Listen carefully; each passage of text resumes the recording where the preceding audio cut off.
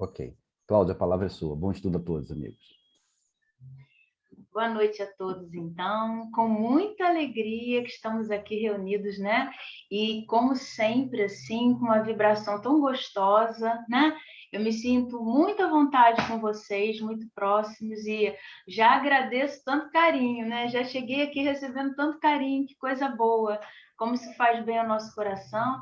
E sempre que a gente faz alguma coisa boa para alguém, desperta o que a pessoa tem de bom, né? Então, que vocês também sempre recebam esse carinho de todas as pessoas que vocês derem esse carinho gostoso.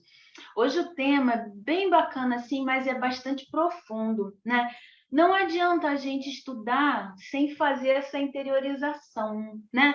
Sem que principalmente Joana de Ângeles, que o estudo com ela é um estudo de aprofundamento, né? É a gente até observar ao nosso redor, observar os comportamentos, as consequências dos comportamentos dos outros, a gente pode observar. Mas o mais importante é a gente conseguir fazer essa viagem dentro, justamente porque, como falamos ainda há pouco, né? Sempre que a gente consegue essa melhoria, a gente também consegue ajudar o outro que está ao nosso redor.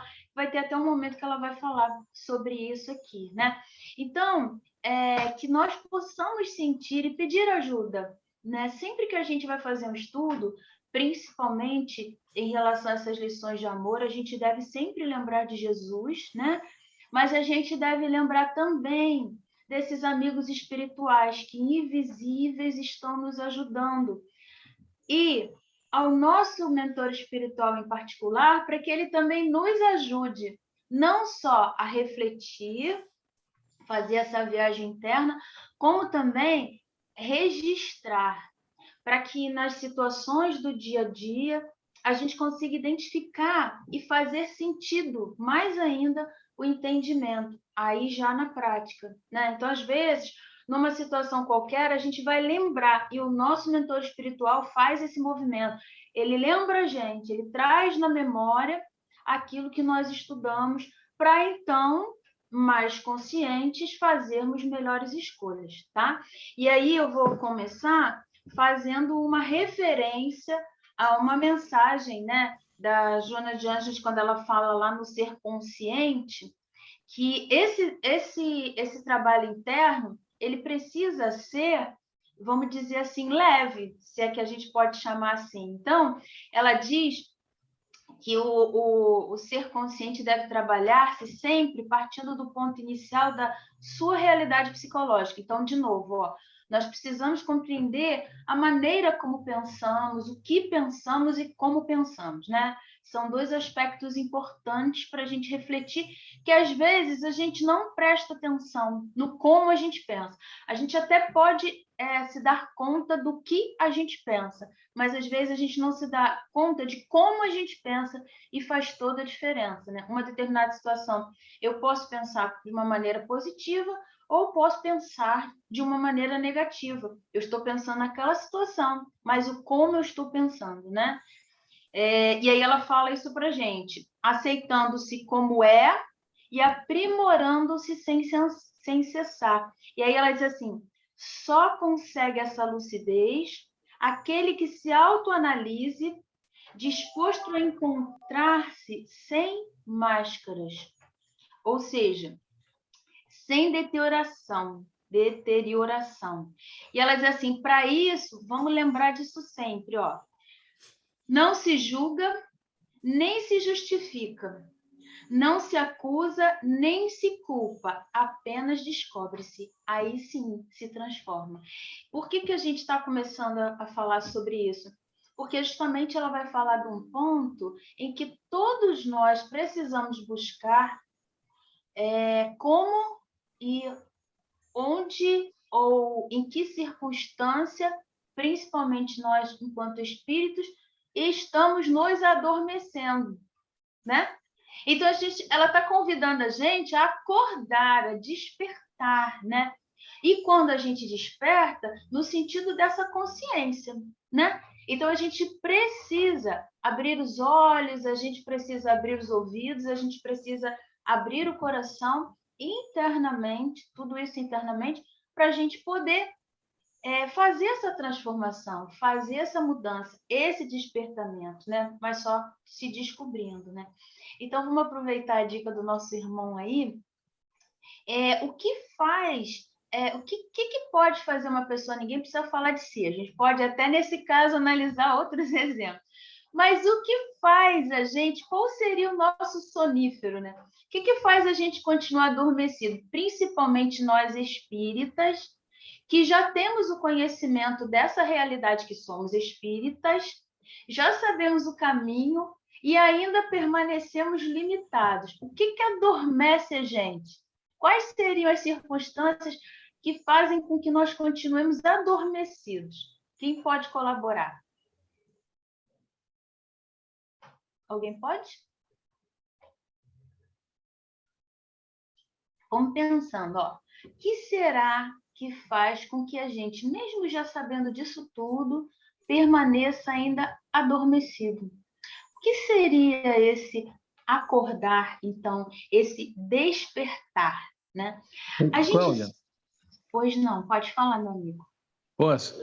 Eu acredito, né, que a grande maioria gira em torno de algo assim que é o pontapé inicial, entendeu?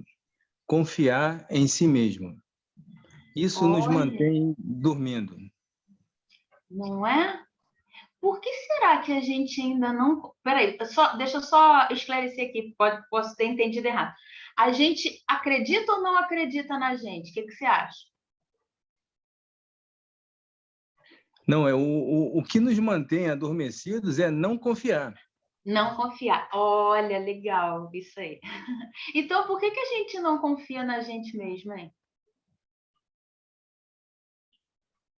Medo, de repente, Medo de...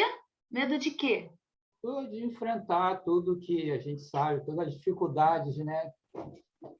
Problemas que a gente sabe que possam ser possível, né? E você tem que enfrentar você mesmo, né? Fora aqueles que estão à sua volta. Legal. É verdade, legal isso que vocês estão falando, porque o medo é sempre quando a gente imagina que alguma coisa ruim vai acontecer, né? Então, realmente, a gente não confia na gente mesmo, porque a gente já está pensando que a gente não vai ser capaz de lidar com uma coisa muito horrorosa e que nós também não vamos ter essa força. Tudo negativo, né?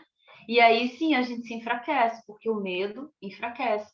Assim como a gente viu aqueles elementos lá que ela colocou, do julgamento, se julgar, se justificar, se acusar e se culpar, faz com que a gente paralise, o medo também paralisa, né? Aí nós continuamos ali, parados, adormecidos, anestesiados em alguma coisa, né? Alguém pensou numa outra situação? Além de não acreditarmos em nós, porque temos medo? Cláudia, colocaria... Eu pensei na insegurança, Cláudia. O que mantém também, né, um dos motivos, é a insegurança em a gente não ter certeza ou confiança de que podemos superar as nossas dificuldades. Isso mesmo, né? Isso é verdade, né? E aí isso leva a um outro pensamento, mas eu vou ouvir primeiro o Carlos, depois eu faço a citação. Pode falar, Carlos. Eu continuaria nessa linha do Beto do medo, mas o medo de descobrir que você é o problema de muitas das coisas que acontecem contigo mesmo, né? Ou seja, o problema é o medo de você descobrir que a crítica é sua, o erro é seu, né? O problema está contigo e não com os outros. Acho que a Joana nos ensina muito disso, né? Não é, gente? É muito interessante o que vocês estão falando, né? Porque é isso mesmo. Interessante que a gente também já sabe disso, né? Que complicado, né? Mas aí o que o nosso amigo colocou também interessante, que aí somando isso tudo, olha que coisa. Quando a gente não confia que a gente vai ser capaz de lidar com uma situação, a gente esquece aquilo que Jesus falou para a gente. O que Jesus falou que Deus oferece para a gente, que ele chamou de fardos? Que não Deus não põe fardos pesados em ombros frágeis. Então, nós, na verdade, não acreditamos nem em nós e nem em Deus. Não. Porque se nós confiássemos em Deus, nós íamos entender que se ele nos colocou ali aquela possibilidade, aquela situação, aquela dificuldade, que às vezes vamos entender como dificuldade, porque ainda temos que fazer esforços, aquilo ali é uma coisa que nós não vamos suportar, mas na realidade nós somos capazes de suportar. E precisamos, então, pela experiência, aprender que somos capazes de suportar.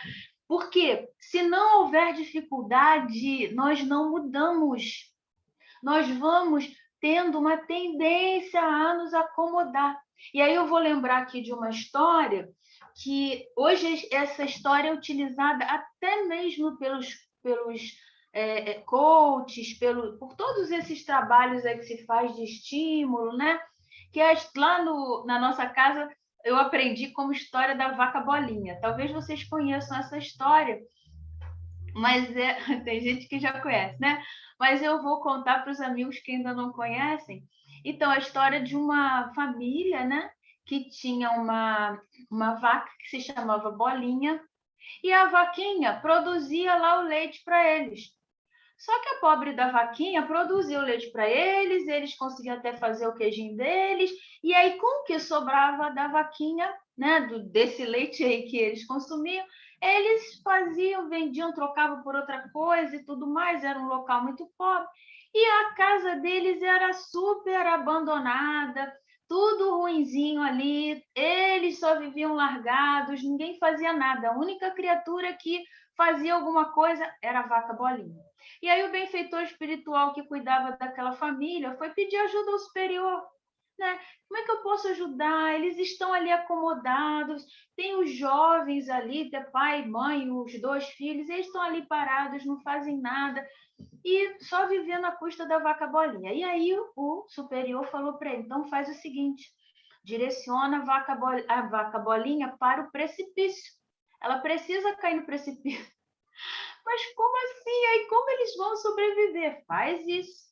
Aí o benfeitor lá, né, com toda aquela preocupação, foi lá, direcionou a vaquinha caiu lá no precipício.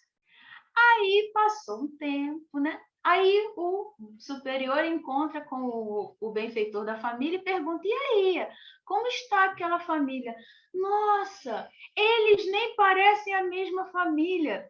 Agora, eles têm a horta deles, eles plantaram frutas, plantaram legumes, eles melhoraram a casa, eles não ficam mais parados. Olha, o resultado foi fantástico, né? Quem não é espírita vai falar que foi um monge que passou lá com o aluno dele e tal. Mas olha que coisa interessante essa história mostra para gente, né? Eles, sem a vaquinha, tiveram que produzir alguma coisa para sobreviver.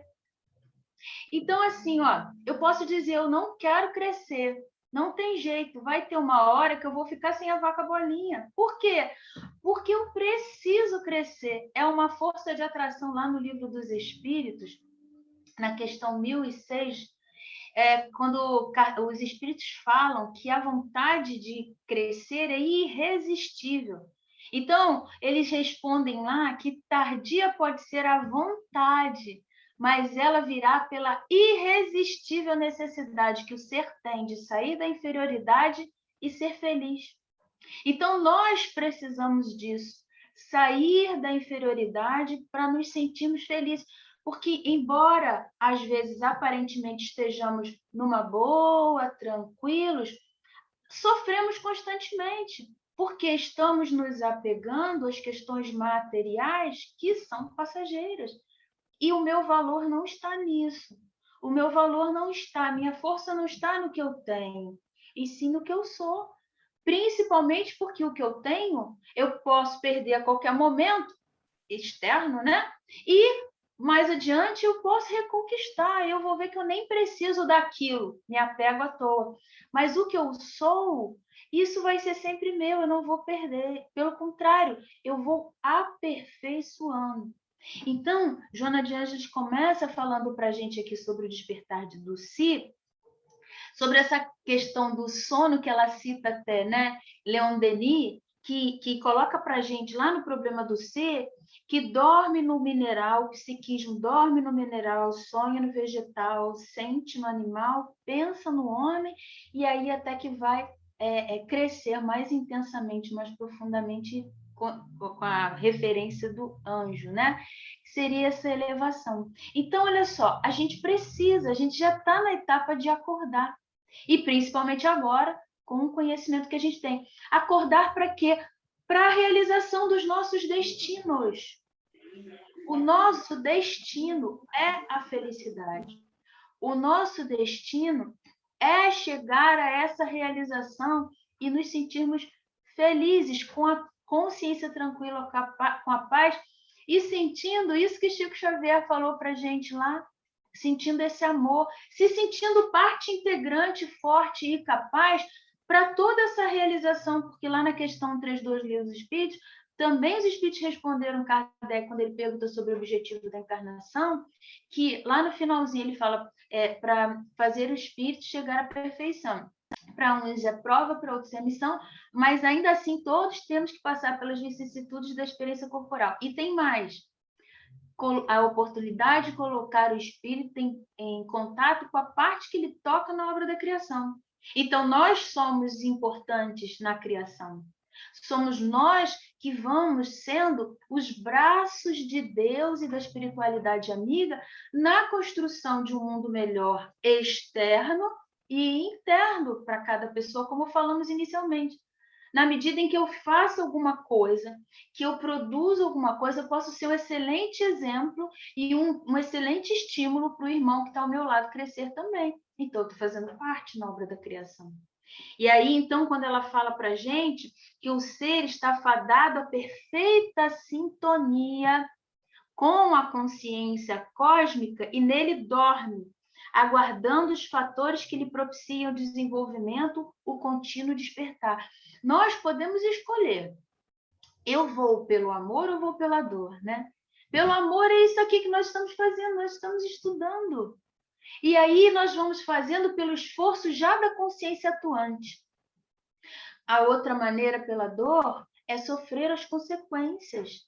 E aí a gente vai lembrar, então, daqueles que se acomodaram na vaquinha, esqueceram que tinham força e precisaram passar por um momento, com certeza, de sofrimento, porque sem a vaquinha eles devem ter ficado desesperados, e aí o que fazer? E aí é que a necessidade aumentando, eles foram buscar forças. Meus amigos, será preciso que as dores aumentem para nós percebermos que temos força?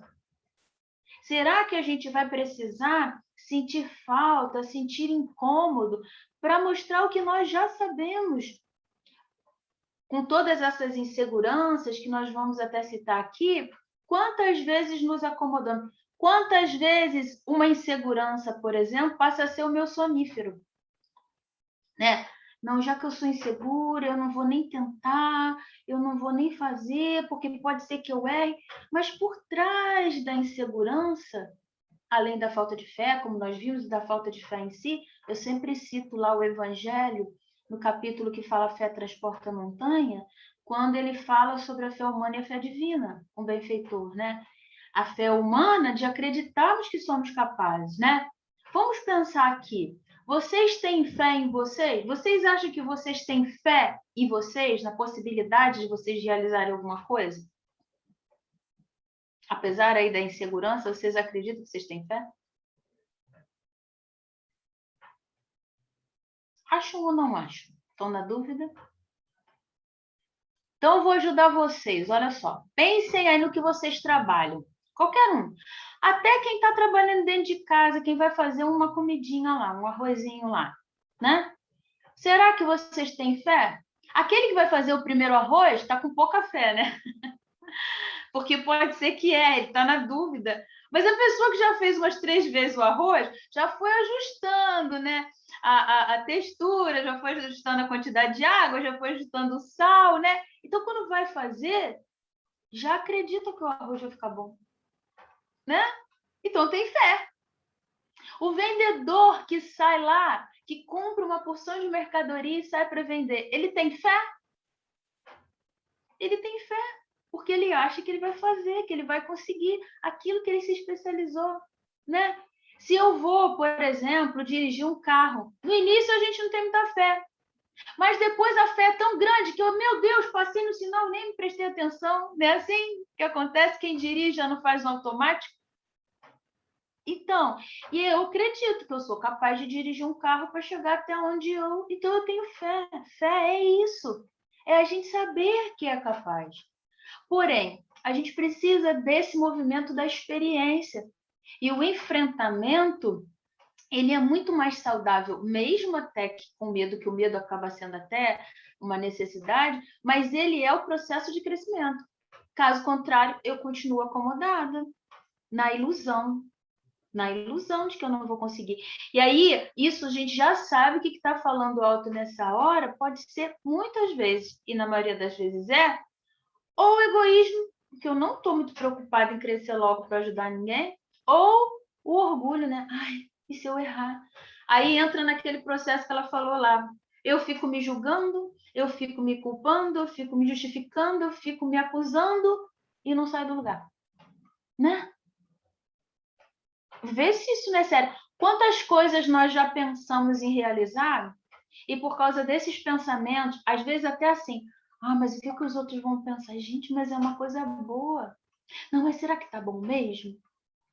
Eu estou pensando no outro, eu estou pensando em realizar ou eu estou pensando em mim? No resultado daquilo, no que os outros vão pensar. Pronto, já paralisei. Fiquei na ilusão. Aí eu continuo dormindo. Eu nunca vou saber se eu sou capaz. Eu só vou saber se eu experimentar. Posso ir com frio na barriga, a tal da ansiedade, né? Eu posso ir com aqueles sintomas todos da ansiedade, mas eu vou aprender e vou me dar esse direito. Como ela falou lá pra gente, sem essa máscara, eu estarei acordando. Por quê? Porque eu vou começar a prestar atenção em mais coisas que eu não prestava antes, inclusive na força que eu tenho. Então, o que Joana de Ângeles está falando para a gente aqui? Que diz assim, despertar, portanto, é indispensável, abandonando o letargo, quer dizer, essa monotonia, esse adormecimento, esse torpor, né? Que procede das faixas por onde transitou. E vem a parte do passado, porque eu já errei tanto, então eu tenho tanto medo de errar. Aí, olha que coisa séria, que a gente fica tão impregnado nisso que até sem perceber, a gente não para nem para pensar, mas espera aí, se eu estou com medo de errar, é porque eu já quero acertar. Porque aquele que não está preocupado com isso, vai lá e faz, porque ele está certo que ele vai acertar, às vezes machuca. Não é verdade, gente? Então, se eu já estou com receio de errar, é porque eu já estou, pelo menos, com um motivo para fazer as coisas certas. Mas muitas vezes eu não me movimento, não me envolvo por conta disso, né? Até por conta do passado. Aí ela diz mais para a gente, libertando-se do marasmo, quer dizer, dessa apatia, dessa coisa assim profunda, né? Em forma de sono da consciência, para as realidades transcendentes, desapegando-se das constrições que impedem a marcha, escravizando em si nas paixões remanescentes, adormecidas por sua vez, no inconsciente profundo, que prossegue enviando mensagens pessimistas e perturbadoras. Enquanto eu ficar ali, enquanto eu ficar achando, eu acho que eu não vou fazer um arroz direito, vai sair muito horrível, eu acho que eu não vou conseguir. Eu não vou mesmo, vou ficar parada, né? Então é isso. Mais uma vez, a gente volta à questão da consciência. Se conscientizar por que eu estou parada, por que eu não estou fazendo mais do que eu posso fazer, por que eu já pensei em fazer alguma coisa, mas depois desacomodei, assim, fiquei lá. Não, me acomodei, né? Desacomodei. Desanimei e me acomodei, né? E aí, então, ela coloca uma coisa interessante que chama-se conscientizar-se do que é, do que necessita fazer, de como conseguir o êxito, constitui para o ser chamamento urgente, como contribuição valiosa para o empenho na inadiável tarefa da revolução íntima transformadora. Se é revolução íntima, então, mais ainda, é com a gente mesmo. E aí, sabe o que a gente lembra? Que eu gosto sempre de lembrar, né? A responsabilidade. Volto a dizer que a definição mais bacana que eu acho de responsabilidade está lá no dicionário informal, na internet, que diz assim: responsabilidade é saber o que tem que fazer e fazer. Simples assim. Olha que legal. Responsabilidade é saber o que tem que fazer e fazer. É o que ela está dizendo aqui para a gente, ó. Como contribuição valiosa para o empenho na inadiável tarefa da revolução íntima transformadora. Nós todos já sabemos que temos essa tarefa, né? Nós já sabemos, nós já conhecemos Jesus, nós já conhecemos esses benfeitores que tanto zelam por nós e nos ajudam a refletir mais profundamente sobre essas lições de amor. E aí, ela vai seguindo, dizendo para a gente que, às vezes, pode mesmo parecer um parto interior profundo, libertador, dorido, porém feliz. Por quê? Porque depois do esforço, das dores até que vamos sentir, do incômodo, né? De quem começa a exercitar a musculatura, sente dor, né? Quem está muito tempo parado, começa a mexer aquele músculo, sente dor, mas depois o músculo fica forte. Olha só, fica forte. E aí, quando ela cita para a gente que muitos gurus lá, pessoas vão buscar os gurus, e que muitas vezes faziam a pessoa ficar ali, no que ela chamou na paralisia dos braços, do corpo, e em produtivos estados de meditação prolongada, e que isso agora já está tendo uma outra referência. Hoje, a meditação chamada mindfulness, ela sugere que você tenha consciência, às vezes até lavando uma louça. Tomando um banho, você pode ter esse exercício de autoconsciência, né? No sentido de que perceber as sensações. Não é mais assim, já chegou à conclusão que você não consegue ficar sem nada na mente. A mente pensa o tempo todo, produz o tempo todo imagens, lembranças. Então, eu estou tomando um banho, mas eu me desligo do mundo e focalizo na água batendo no corpo. Agora, por exemplo, né, aqui onde nós estamos, está um pouquinho mais frio, no local onde está mais calor. Eu saio da água, sinto uma temperatura. Eu vou para debaixo da água, sinto outra temperatura, né? Todas essas sensações hoje fazem com que a gente se desligue das questões e preste atenção em outras. Isso hoje é considerado meditação. Por quê? Porque é a possibilidade que nós temos de desenvolver outras percepções que vão nos acalmar naquele momento, nos pacificar, que dirá um momento de meditação sobre as questões mais elevadas, como esses espíritos nos convidam. Eu começo a refletir sobre essa proposta divina, porque um dia eu vou ser um espírito iluminado, né? Não no sentido de, vou ser poderosa, não, mas aquele espírito que naturalmente vai trazer luz onde chegar, né? Nós um dia vamos dirigir um planeta. Eu me lembro dos jovens lá da Mocidade do Céu dizendo, a primeira vez que eu ouvi foi com eles, eles diziam isso, né? Um dia nós vamos dirigir um planeta, né? Então, será que a gente já se prepara hoje? Será que hoje a gente já se prepara? A gente já presta atenção como é que a gente dirige a nossa casa, o nosso armário, a nossa gaveta? E aí, a psicologia, essas revoluções do pensamento, as correntes filosóficas, todas elas estão se movimentando para trazer essa autoconsciência. Já não é mais aquela coisa que era antes. Agora é um processo maior. E que, como consequência, diz o Joana de Ângeles para a gente, a busca da realidade vem sendo orientada para o mundo interior. É isso. Porque aqui a gente vai encontrar força. Mas a gente só vai conseguir essa força se a gente desenvolver cenas dos próximos capítulos, né? Os próximos itens aqui que serão estudados. A tal da vontade. Mas nós hoje estamos aqui desenvolvendo conhecimento. Para quê? Para que através desse entendimento venha a vontade. Aí eu vou fazer esforços, porque eu tenho vontade de chegar lá. Eu costumo dizer que nós sempre temos alguma vontade, só que a nossa vontade está errada, não está trazendo para boas coisas.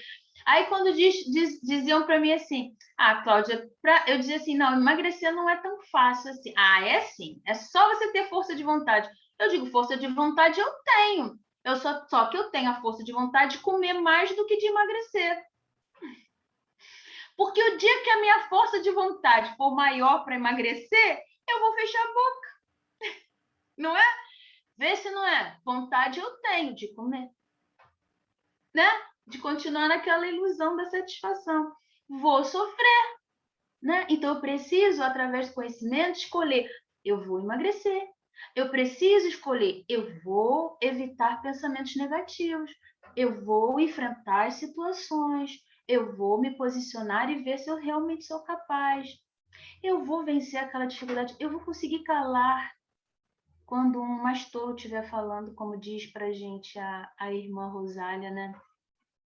Eu vou conseguir olhar o outro que faz tantas bobagens com um olhar assim, mas um dia ele também vai dirigir um planeta, né? E ele está se complicando. O que eu posso fazer para ajudar? Um dia eu vou fazer isso naturalmente, mas por enquanto eu ainda tenho que brigar com o meu pensamento quando vem assim, tá vendo, tá passando por isso, tá fazendo... Opa, peraí, não vou seguir mais nisso não. Vou pensar diferente, eu tenho que fazer força. Esse é o esforço, mas tem que ter vontade. E aí Joana de Ângeles continua dizendo para a gente, contando os exemplos lá de Lázaro, mas olha que legal, que ela está trazendo para a gente uma coisa importante, que talvez a gente não tenha pensado para fazer essa análise aqui. Quando ela cita o caso de quando Jesus foi visitar Lázaro, né, que parecia morto, olha o que ela diz para a gente, né? Que, na verdade, ele convidou para que ele despertasse e saísse das sombras, e Lázaro, escutando Jesus, realmente despertou, né? Ele ressoou na acústica da alma, e ele, então, que estava lá numa situação de catalepsia, voltou, retomou a consciência, mas olha o que ela fala para a gente, que ele conseguiu fazer isso porque ele estava travado apenas no sono orgânico. Ele já tinha despertado para a realidade do ser. E aí, então, razão pela qual ele pôde ouvir o chamado de retorno de Jesus. Agora, vamos imaginar, se Jesus hoje chamasse a gente. Cláudia, vamos começar a fazer o bem. Imaginem aí Jesus chamando vocês. Será que a gente já iria de verdade mesmo nesse movimento? Né? Estamos indo, não tenhamos dúvida, graças a Deus estamos todos aqui e certamente todos aí fazem algo muito bom. Mas o convite é para fazer mais, né? Jesus falou para a gente assim, vós sois deuses, podeis fazer o que eu faço e muito mais. Ele estava mentindo? Jesus não mentia para a gente, né? Então, como é que nós iríamos ouvir esse chamado? Como é que nós estamos hoje ouvindo, porque o chamado está sendo feito? Como que nós estamos ouvindo? Estamos no limite das nossas forças, fazendo tudo o que podemos, ou estamos assim, isso aqui tá bom, não vou fazer mais do que isso, não. Aí ele diz, então, para a gente aqui, que ele cita também Paulo, quando fala para os romanos lá, digo isso porque sabeis o tempo que já é hora de vos despertardes do sono. Olha quanto tempo estão convidando a gente a acordar, né? Jesus, Paulo, olha só, olha que interessante que ele fala, esse despertar do sono que retém as pessoas distraídas e distanciadas da verdade, em permanente indecisão. Não foi o que nós falamos aqui da insegurança? Indecisão. Ou em exigências infindáveis, quanto tempo eu perco, exigindo dos outros que as coisas sejam do meu jeito. Estou adormecida, é sonífero, porque eu paraliso, sofro e faço os outros sofrerem. Ou em discussões inúteis. Discutir para quê? Se não vai chegar a resultado nenhum, pelo contrário, vai chegar um resultado negativo. Vou machucar, serei machucada. Como eu costumo dizer, o outro me chama para o ringue, eu vou. O que acontece no ringue? Um machuca o outro. Um vai tentar pegar o ponto fraco do outro. E a gente vai se defender, vai atacar, se defender, atacar e vai se machucar. E resultado? Não solucionou, né? Até quando a gente se ilude, tá? Eu me lembro de uma companheira uma vez que falou assim, tá acontecendo um problema na minha família, e aí eu falei, vamos sentar todo mundo para conversar. Acabou em briga. Mas como é que foi a conversa? Não, porque eu falei para eles, olha, a melhor solução é essa, e essa. Eles não aceitaram. Aí ela, que não estava brigada com todo mundo, brigou também, porque ela queria que fosse do jeito dela. Agora vê como a gente é, né? A gente disfarça que quer resolver, mas tem que ser do jeito da gente. Porque a gente não se dá conta disso, né? Aí, olha lá. Em buscas infrutíferas, vou buscar aquilo que não tem verdadeiramente valor, sem aprofundamento de nenhuma causa. E todos os mecanismos escapistas para abraçar o conhecimento libertador. O cúmulo disso, que faz a gente paralisar e ficar adormecido, é um exemplo interessante que o Haroldo Dutra conta daquela pessoa que está numa estrada e ele para num posto de gasolina para abastecer o carro. E aí, enquanto ele está abastecendo o carro, ele ouve um cachorro uivando, uivando, uivando, o cachorro ali uivando, uivando, chorando, uivando. Aí ele pergunta para o frentista, por que esse cachorro está chorando tanto, uivando desse jeito? Ele falou assim, é porque ele está deitado em cima de um prego. Pergunta, né? Mas por que ele não levanta do prego? Aí o frentista falou assim, porque ele está sentindo dor para reclamar, mas ainda não está sentindo dor suficiente para levantar. Aí vamos pensar, vamos trazer para a gente. Qual é a dor que eu reclamo, reclamo, reclamo, reclamo e continuo reclamando, e estou sofrendo com aquilo, e estou reclamando e não levanto, não saio, não faço nada diferente. É aquela velha história, né? É ficar tentando encaixar um pino quadrado num buraco redondo. Não vou conseguir.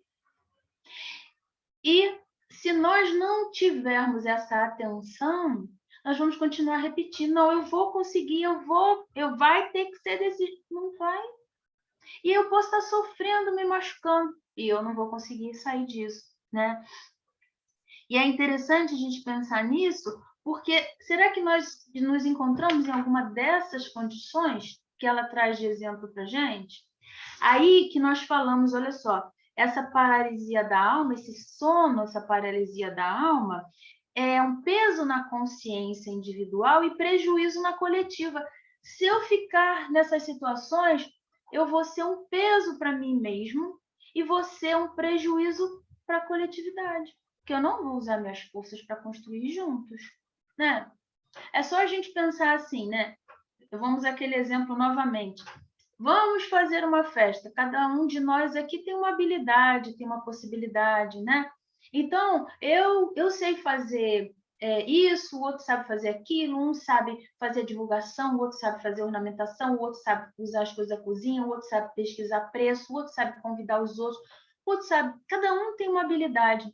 Todos juntos, usando a sua própria habilidade, usando o seu talento, nossa festa seria um sucesso. Mas vamos pensar que uma dessas pessoas está lá desanimada, enfraquecida. Não, acho que eu não vou fazer, não. Vai sobrecarregar os outros. E aquele talento que ela tem, que ela poderia fazer muito bem, vai ficar faltando. Porque às vezes aquele que vai ser sobrecarregado não vai conseguir nem fazer como essa pessoa que está tão insegura, ou que está ali agarrada ao sentimento dela, ou que está ali presa no passado, estaria fazendo. Se todo mundo usasse o que sabe, o que já consegue, nossa festa seria uma bênção, uma maravilha, né? E aí ele traz, a Joana de Ângeles traz para a gente também que quantas pessoas, né, quando nós vimos lá, examinando essa problemática do sono, Paulo ainda traz para a gente aquela representatividade na frase: desperta tu que dormes e levanta-te entre os mortos. Os mortos. Seremos nós nas situações em que estivermos paralisados. E aí, ela traz também o exemplo de Pedro, né? Que Pedro foi avisado por Jesus que antes do que o galo cantasse, ele trairia 3 vezes, né? E ele nem considerou, não vou fazer. Ele tinha boa intenção?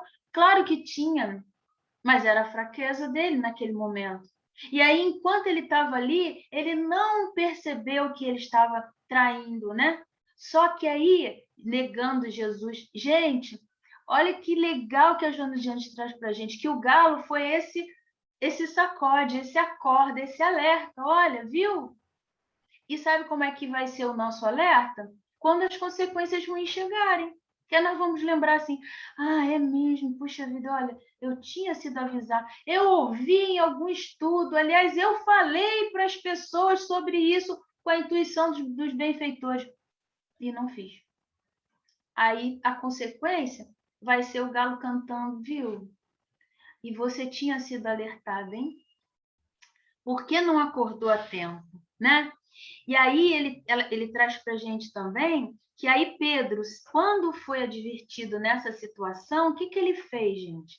Ele voltou lá para dizer para os outros companheiros, né? Para alertar os outros companheiros. E olha, todos nós aqui em algum momento podemos alertar os nossos companheiros de maneira carinhosa. Da mesma forma que a Joana de Anjos falou para a gente lá, para não julgar, para não justificar, para não acusar e para não culpar a nós mesmos, não nos culparmos, também não fazer isso com o outro, né? Nós chegarmos lá e podermos ajudar, auxiliar aqueles que ainda não sabem, cantar o galo ali mais rápido. Esse estudo de hoje está sendo um galo para a gente. A partir de agora, ou eu acelero esse processo, ou eu não vou tirar mais uma sonequinha, eu vou ficar mais um tempinho aqui. Aí, o negócio está acontecendo, a pandemia veio aí. Aqueles que acordaram, né? E quantos permanecem adormecidos, vai precisar vir uma outra pandemia, né? Então, olha que interessante. Ele fala também para a gente que ela também fala para a gente que esse despertar é inadiável, porque liberta e concede autoridade para o discernimento. E essa realização não se dá quando tudo parece bem, muitas vezes virá quando as aflições surgirem. Olha o galo cantando aí. E aí ela fala uma coisa muito legal que a gente precisa pensar. O que me está desejando dizer esse fenômeno perturbador? Quais as dessas mensagens? Antes disso, isto que me está acontecendo, que significado tem para o meu progresso? Estou sentindo dor. Está acontecendo alguma coisa comigo. Houve um abalo aí na minha vida, desestruturou alguma coisa que eu acreditava que estava tudo acomodado? Eu preciso pensar qual ou quais as razões dessa mensagem. Por isso nós falamos aqui no início sobre a gente fazer contato com o nosso amigo espiritual para ele nos ajudar, para nós aprendermos a acelerar essa vontade, buscando a força que a gente tem na experiência, né? Por quê? Porque a referência que nós temos é Jesus. E ela termina dizendo aqui para a gente, nesse primeiro momento, né? Que, na realidade, antes disso, olha só, ela diz assim, quando não está desperto, o indivíduo se transfere de uma para outra dependência. Significa que, às vezes, se a gente não prestar atenção, a gente acha que se livrou de uma situação, mas daqui a pouco a gente está preso, acomodado e dependente de outra, emocionalmente falando, né? E aí a gente, de novo, pode entrar no mesmo processo, ou de reclamação, ou de fuga, ou de defesa, ou de justificativa. Continuaremos paralisados, né? E aí ela traz, então, para a gente que cada ser possui as suas características e recursos, o que não estimula ao individualismo perverso, antes a aquisição da própria identidade. Aí que ela fala para a gente, não obstante, há um guia e modelo, cuja vida exemplar tem resistido a todos os vendavais do tempo e a todas as críticas ácidas, quão demolidoras de muitos pensadores, que é Jesus, o verdadeiro divisor de águas da história, portador de saúde por excelência. Fala psicologicamente completo e desperto, tornou-se o maior exemplo de consciência plena que se conhece no processo da evolução do ser, ensinando sem presunção, amando sem qualquer capricho, imolando-se sem qualquer mecanismo masoquista.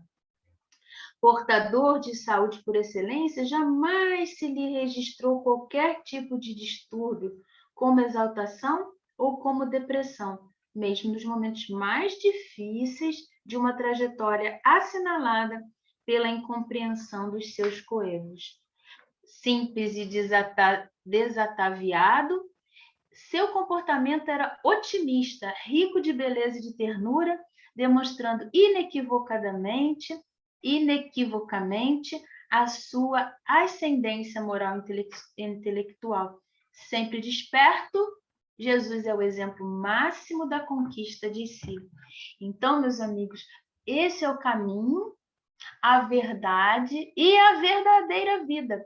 Já não dá mais para a gente ficar preso a essas questões aqui. Leon Denis, ele fala para a gente também lá no Problema do Ser, que é para a gente dirigir justamente o pensamento para para sermos sempre maiores e melhores, que ele diz assim, ó, quando tiverdes adquirido esse domínio sobre vós mesmos, não tereis mais que temer os recuos, nem as quedas, nem as doenças, nem a morte, viu? Aquilo que nós vimos inicialmente, que às vezes é um temor nosso e nos causa insegurança, ele está dizendo que quando nós estivermos adquirindo esse domínio sobre nós mesmos, nada disso vai ser temor para todos nós, né? Tereis feito o vosso eu inferior e frágil uma individualidade elevada, estável e poderosa. E sabe como ele diz anteriormente? Que é pela educação e pelo treinamento da vontade, certos povos chegam a resultados que parecem milagres, trazendo para o individual, nós também, né? Quando nós vimos aí pessoas, tem um rapaz, eu esqueci agora o nome dele, que ele nasceu com uma paralisia cerebral, e essa paralisia cerebral danificou fisiologicamente, né? Depois vocês procurem lá, ele é triatleta paraolímpico, mas não é paraolímpico para a Olimpíada, para Paralimpíada, porque não tem ninguém que seja especial para competir com ele. Olha que coisa fantástica. E ninguém, o relato até dos treinadores dele, é que eles também no início tinham dúvida se ele ia conseguir. Ele é triatleta, nada. Ele fala lá nas reportagens, nada não sei quantos quilômetros, corre não sei quantos outros e anda de bicicleta não sei quantos outros. Gente, é uma coisa fantástica. Fisiologicamente, ele está indo no limite das forças. Poderíamos usar isso no limite das nossas forças morais também. Esse é o convite de Joana de Ângeles, para a gente sair desse sono, mas a gente só vai conseguir sair do sono se a gente prestar atenção no sonífero, tá? O que eu estou fazendo comigo mesma que está me facilitando permanecer nessa acomodação e não querendo nem abrir os olhos e não prestar atenção. O convite é para abrir os olhos e mesmo que não esteja do jeito que a gente gostaria, né, de ver uma bela paisagem, que a gente transforme essa paisagem interna. Naturalmente, vamos transformar externamente também. Mas é um trabalho, dá trabalho, mas é muito prazeroso encontrar o resultado. Tem uma mensagem no Evangelho, no capítulo 18, quando Kardec traz a referência de Jesus que diz assim, dar-se-á aquele que tem, e o que não tem, o pouco que tem lhe será tirado. Então tem um benfeitor que lá no relato dele, na mensagem dele, diz assim, porque aquele que se esforçou entendeu o sentido da palavra divina. Ele se esforçou e o Senhor, em seu amor misericordioso, encoraja todos os esforços que tendem para o bem. E esses esforços contínuos e perseverantes atraem as graças do Senhor, são como ímãs que atraem para si tudo que é progressivamente bom, as graças abundantes que nos tornam fortes para subir a montanha santa, no alto da qual se encontra o repouso após o trabalho. Que Jesus nos abençoe, que possamos manter a mente firme nesse propósito. Não estaremos sozinhos, pelo contrário, caminharemos e certamente daremos a mão a muitos corações que seguirão conosco, porque tem muitos corações bons que estão ali, ó, dando a mão a todos nós. Que Jesus nos abençoe, meus amigos.